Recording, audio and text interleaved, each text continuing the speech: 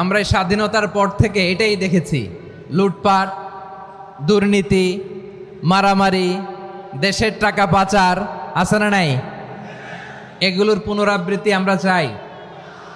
নতুন ভোরের বাংলাদেশে এগুলোর পুনরাবৃত্তি না হোক, জোরে বলেন ঠিক কিনা? আমাদের বিশ্ববিদ্যালয়ের ক্যাম্পাসগুলোতে রিসার্চ হোক, উন্নত মানের রিসার্চ, গবেষণা হোক, যেরকম আমরা অন্যান্য দেশে দেখি। যেই ছাত্রদের হাতে কলম লেগেছে ওই হাতে অস্ত্রের স্পর্শ না লাগুক, চিল্লায় বলেন ঠিক কিনা? আমরা নতুন ভোরের বাংলাদেশে বুক বাঁধা স্বপ্ন নিয়ে সামনে আগাতে চাই। এখানে এক রাজনৈতিক দল আর এক রাজনৈতিক দলকে শ্রদ্ধা করবে, সম্মান করবে, এমন নেতা আমরা চাই যেই নেতা অসুস্থ হলে আমরা গোটা দেশের জনগণ জায়নামাজ বিছিয়ে মুনাজাতে চোখের পানি ছেড়ে আমার নেতার জন্য কান্না করবো, চিল্লায় বলেন ঠিক কিনা? এরকম নয়া রাজনৈতিক বন্দোবস্ত আমরা চাই কি চাই না? এক রাজনৈতিক দল আর এক রাজনৈতিক দলকে নিশ্চিহ্ন করার খেলায় মেতে উঠুক, এটা আপনারা চান? আমরা চাই না। আমাদেরকে সাবধান থাকতে হবে, সচেতন থাকতে হবে।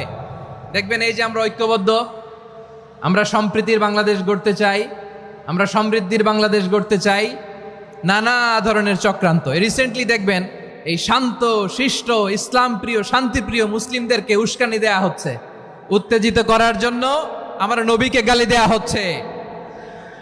আরশের অধিপতি আল্লাহ রাব্বুল ইজ্জাতের নামে এমন অশ্লীল শব্দ ব্যবহার করা হচ্ছে যেগুলো মুখে তোলা আমাদের পক্ষে সম্ভব না। প্রিয় ভাইয়েরা, আমরা আজকের এই চাঁপাইনবাবগঞ্জের বিশাল ঐতিহাসিক তাফসীরুল কোরআনের প্রোগ্রাম থেকে এই এন্টারিম গভর্নমেন্টের কাছে বিনীত আবেদন জানাতে চাই, আপনারা শান্তিপ্রিয় মুসলিম জনতার ধৈর্যের পরীক্ষা নেবেন না। ধৈর্যের পরীক্ষা আপনারা নেবেন না। সহ্যের সীমা ছাড়িয়ে গেলে জনতা নিজেই আইন প্রয়োগ করার, বিচার করার দায়িত্ব হাতে তুলে নিবে। এটা আমরা চাই না। এটা আমরা চাই না, আমরা চাই না। যারা আল্লাহ রাসূল সাল্লাল্লাহু আলাইহি ওয়াসাল্লামের সম্মানকে খাটো করে, আল্লাহ এবং আল্লাহর রাসূলকে নিয়ে কটূক্তি করে, অবমাননাকর শব্দ ব্যবহার করে, অশ্লীল শব্দ ব্যবহার করে, তাদের ব্যাপারে আমরা সর্বোচ্চ শাস্তি কামনা করি। সর্বোচ্চ শাস্তি তাদের জন্য বাস্তবায়ন করতে হবে। বাংলাদেশে ব্লাসফেমি আইন করে, চিল্লায় বলেন ঠিক কিনা? তা না হলে জনগণ যদি বিচার হাতে তুলে নেয়, এই বিশাল জনস্রোতকে থামানো সম্ভব না।